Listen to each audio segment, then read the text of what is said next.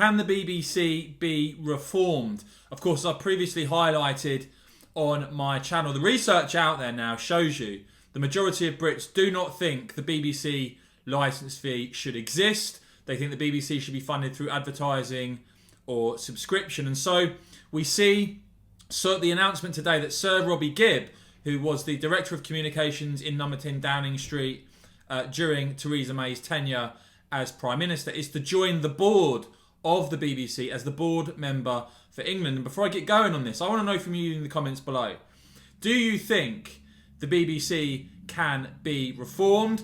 Let me know if you disagree with me. I personally don't think it can. I think it's about as reformable as the European Union. You'll see lots of theoretical arguments about what could or might or should be possible. But in reality, I actually think the wokeness and the left-wing bias at the BBC has been getting progressively worse. But guys, do let me know. Do you think the BBC can be reformed, or do you just simply think now we should see the end of the BBC licence fee? Do let me know. But an interesting development here, because Sir Robbie Gibb was an advisor to GB News. He stood down from that role. And when asked about this today, his appointment to the board of the BBC, where he was previously the head of Westminster, 25 years I believe he had at the BBC previously, Sir Robbie Gibb telling The Telegraph, "Throughout my time at the BBC and since leaving, I've always believed that impartiality should be the BBC's #1 priority because it is so critical to audience trust." He says the corporation has a big job to reform and make sure it once again becomes the gold standard for broadcasting impartiality.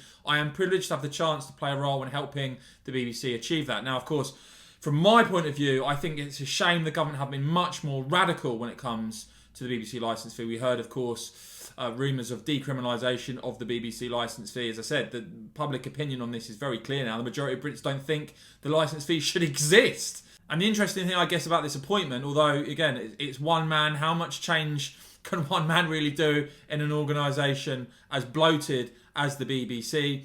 Gibb previously speaking on some of this, saying, for instance, in October 2020, in a piece for The Telegraph, that tackling the BBC's endemic bias will be a mammoth task.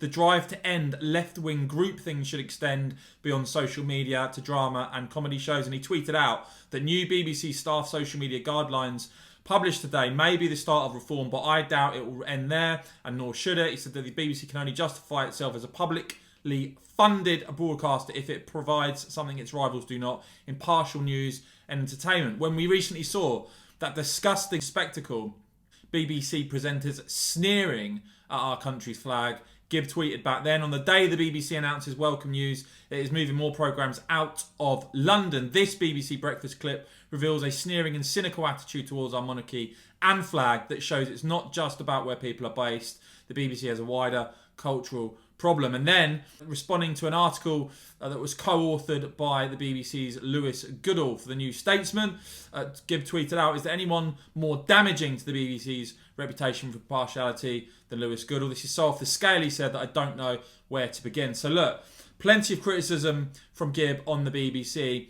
For my money, I've always looked at this in the past. There's been big talk of this is going to change, that's going to change. I think the bias is getting worse. I think it's drifted further and further from public opinion. I don't see how any reforms really that have been made so far that have in any way changed or made the BBC more in touch with British public opinion. I think it's drifted and drifted and drifted. So let me know, guys, do you think this appointment of Sir Robbie Gibb to the BBC's board is going to make the blindest bit of difference or not? Do let me know what you make of this. Do you think fundamentally, that's the question, as I said, I'm a big boy, I can take it if you think I'm talking cobblers. I personally don't see a big reform. I see the likes of GB News coming on. I see the BBC becoming increasingly irrelevant and the BBC licence fee eventually going. But do you think the BBC can fundamentally be reformed so it isn't something that overwhelmingly Brexiteers and conservative-minded people have basically no interest in continuing to fund through a compulsory